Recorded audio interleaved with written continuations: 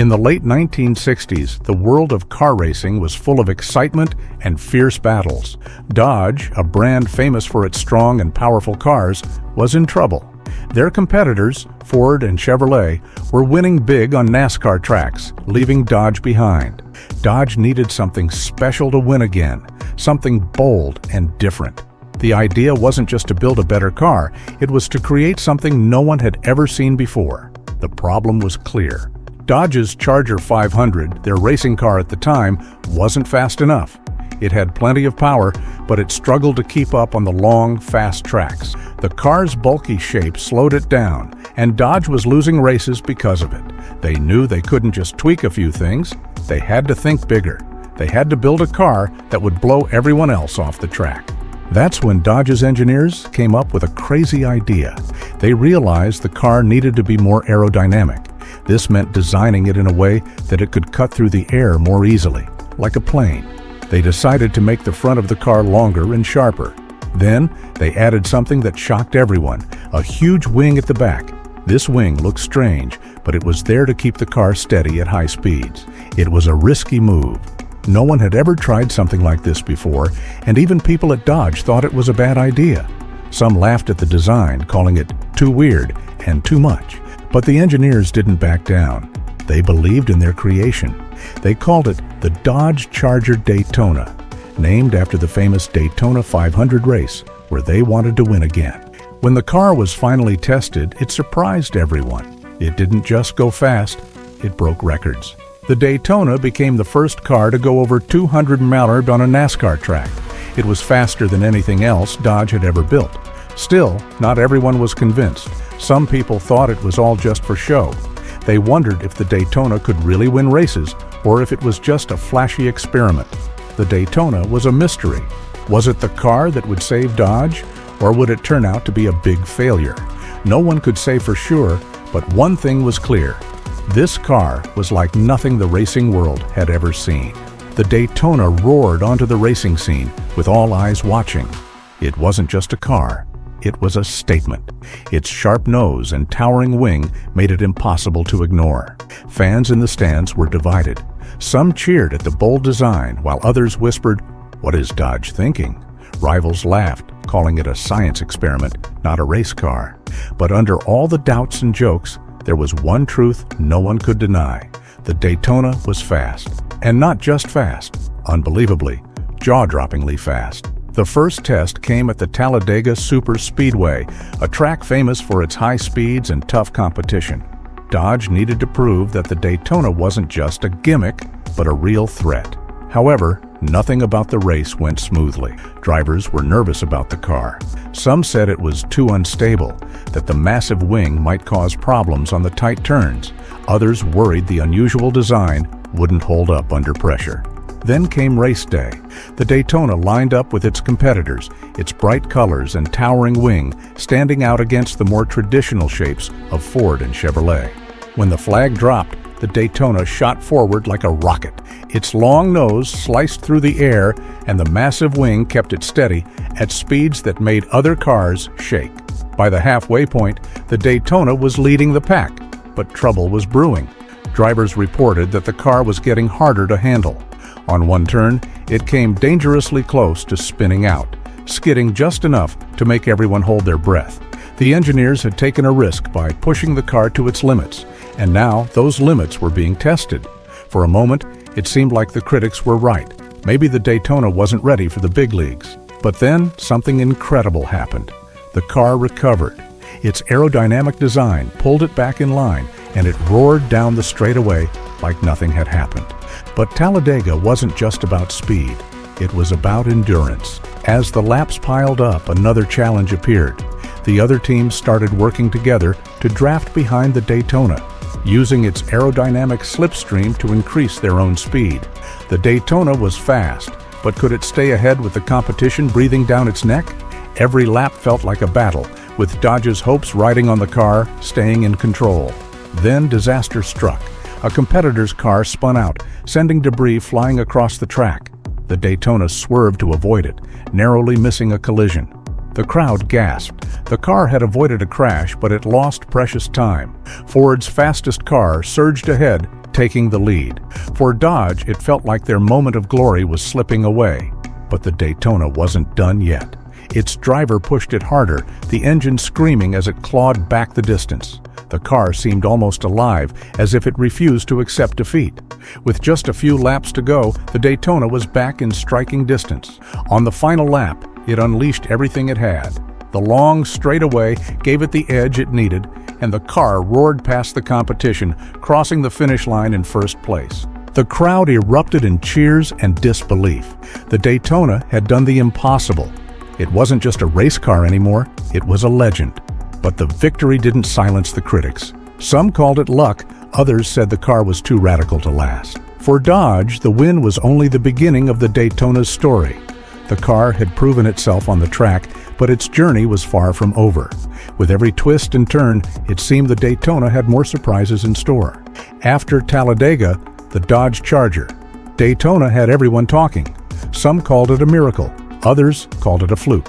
The critics didn't go away, and neither did the doubts. Was the Daytona just a one-hit wonder, or was it truly a game-changer? Dodge didn't have time to celebrate. They knew their rivals were already working on their own answers to the Daytona. The question wasn't just about winning one race. It was about proving that the Daytona belonged in NASCAR history. The car's next big test came quickly, and the stakes were even higher. By now, every team in NASCAR was watching the Daytona closely. Ford and Chevrolet engineers were analyzing its every move, trying to figure out how to beat it. They called its design overkill, but deep down, they knew it was revolutionary. Meanwhile, Dodge engineers weren't done fine-tuning the car. They made tweaks to the engine, adjusted the suspension, and even experimented with different angles for the giant wing. Each adjustment was a gamble, and each one could mean the difference between victory and disaster. When the Daytona arrived at its next race, the atmosphere was electric. The fans weren't just there for the race, they were there to see if the Daytona could pull off another win. The car rolled onto the track, its long nose gleaming under the sun, and the crowd couldn't take their eyes off it. Other drivers joked about the car looking more like an airplane than a race car, but they weren't laughing when the race started. As soon as the green flag waved, the Daytona shot forward, its V8 engine roaring louder than the rest. For the first half of the race, it dominated, building a lead that seemed untouchable. But as the laps ticked down, trouble started brewing again. This time, it wasn't the car's design under question. It was its endurance. Running at such high speeds pushed the engine to its limits. Halfway through the race, smoke started to rise from under the hood. The engineers and the pit crew were panicking. If the engine overheated, it would all be over. The driver was told to ease off, to slow down just enough to cool the engine. But slowing down meant giving the other cars a chance to catch up. It was a risky move, but the driver trusted the team. The Daytona eased back, and for a moment, it looked like its lead would vanish. Ford's top car closed the gap, and suddenly, the Daytona was fighting for first place again. But just when it seemed like the Daytona might lose, its design came through. While the Ford struggled in the corners, the Daytona's aerodynamics kept it steady, letting it hold its speed where others had to slow down. With the engine cooling and the laps winding down, the Daytona found its rhythm again. In the final stretch, it powered ahead, crossing the finish line just seconds ahead of its closest rival. The win wasn't as clean as the first, but it was even more important. It proved the Daytona wasn't a one-time wonder. It could win under pressure, and it could adapt to challenges. This time, the critics were quieter. They couldn't deny what they'd just seen. The Daytona wasn't just fast. It was smart, durable, and relentless. But behind the scenes, Dodge knew the Daytona's success had come at a cost. The car's radical design and incredible performance had put it under the microscope, not just with fans, but with NASCAR itself. Rumors started spreading that new rules might be coming, rules designed to level the playing field. For Dodge, the Daytona was a triumph, but it was also a target. The team couldn't celebrate for long. The Daytona had proven itself, but now it was up against something bigger than rival cars. It was facing the possibility that its greatest strength, the very thing that made it unbeatable, might be taken away. The question was no longer whether the Daytona could win. The question was whether NASCAR would even let it race. The clock was ticking, and the Daytona's future was anything but certain. The rumors turned out to be true. NASCAR officials announced a set of new rules aimed at controlling the growing dominance of aero cars, like the Dodge Charger Daytona. They claimed the changes were meant to ensure fair competition, but everyone knew the truth. These rules were designed to stop the Daytona and its rival, the Plymouth Superbird, in their tracks. Dodge's engineers were furious. They had poured their hearts into creating the perfect race car, and now it felt like NASCAR was punishing them for their success. The new rules specifically targeted the things that made the Daytona special. The massive wing? Restricted. The pointed nose cone? Banned. The message was clear. NASCAR didn't want cars that broke the mold. They wanted cars that looked more traditional, even if it meant sacrificing innovation. For Dodge, it felt like a slap in the face. The Daytona had proven itself on the track, but now it was being pushed out of the competition. The timing couldn't have been worse. Just as the Daytona was reaching its peak, it was being forced into retirement.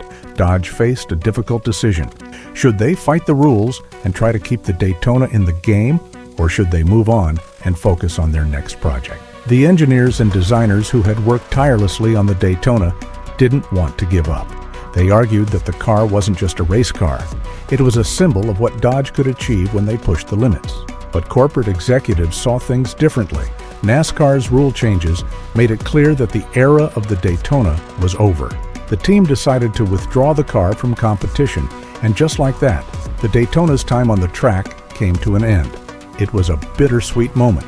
The car had done what it was built to do, dominate NASCAR and make history.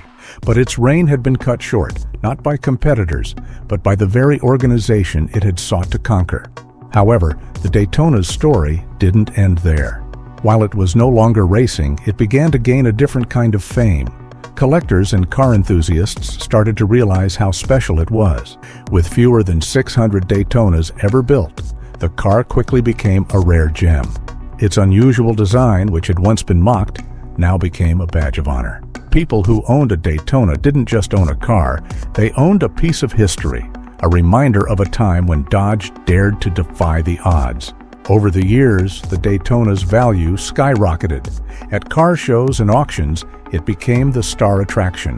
Fans would gather around to admire its sleek nose and towering wing, marveling at how far ahead of its time it had been. Stories of its record-breaking speeds and dramatic victories were passed down, cementing its place as one of the greatest muscle cars ever built.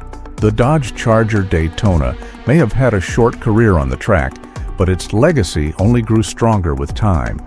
It wasn't just a car, it was a symbol of what could happen when bold ideas met fearless determination.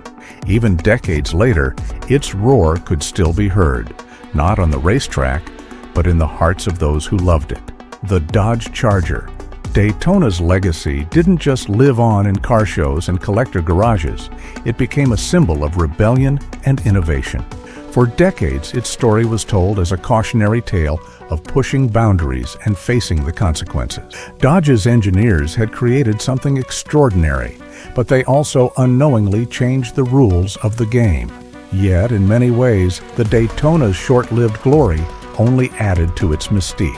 As muscle cars started to fade in the 1970s due to rising gas prices and stricter regulations, the Daytona stood out as a reminder of a golden era. It wasn't just about the power under the hood. It was about a time when carmakers weren't afraid to take risks. Dodge had done what no one thought possible. They built a car that could dominate the track and defy expectations. Enthusiasts and historians started to see the Daytona as more than a car. It was a symbol of courage in the face of doubt. Over time, the Daytona became a cultural icon. It appeared in movies, TV shows, and video games, always stealing the spotlight with its unmistakable design. The wing that had once been ridiculed became its crown, a mark of its racing heritage. Kids growing up in the 1980s and 1990s would hang posters of the Daytona on their walls, dreaming of driving something so wild and untamed.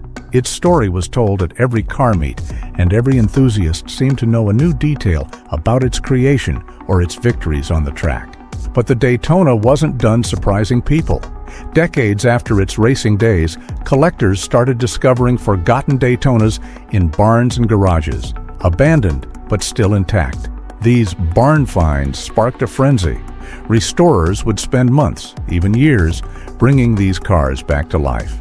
Each restoration became a tribute to the Daytona's legacy, a way of preserving its place in automotive history. The demand for Daytonas grew so much that auctions became battlegrounds. The car's value climbed into the millions, with collectors willing to pay anything to own one. But for those who owned a Daytona, it wasn't just about the money.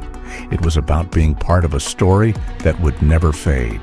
They didn't just see a car. They saw a piece of history, a machine that represented Dodge's boldest dreams. Even today, the Dodge Charger Daytona inspires car makers and fans alike. Its story reminds us that sometimes the biggest risks lead to the greatest rewards. It wasn't perfect, and it wasn't easy, but it was unforgettable. Every time someone sees that long nose and towering wing, they're reminded of a time when Dodge set out to break records, defy critics, and change the world of racing forever.